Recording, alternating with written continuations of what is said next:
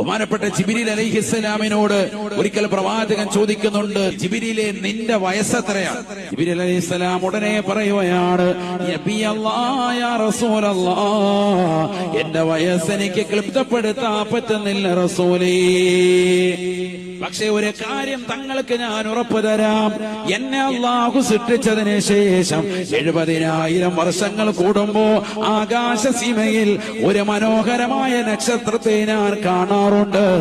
72,000 പ്രാവശ്യം ഞാൻ എന്റെ കണ്ണുകൾ കൊണ്ട് കണ്ടുപോയി എന്ന് ജിബ്രീൽ എന്നോട് പറഞ്ഞു വന്ന് നബിയുനാ റസൂലുള്ളാഹി. അല്ലാഹുവിന്റെ റസൂൽ ഉടനെ ജിബ്രീൽ അലൈഹിസ്സലാമിനോട് പറഞ്ഞു അത്രേ, അനദാകൽ കൗകബു യാ ജിബ്രീൽ, 70,000 കൊല്ലത്തിലൊരിക്കൽ നിങ്ങൾ കാണുന്നതായ മനോഹരമായ ആ നക്ഷത്രമില്ല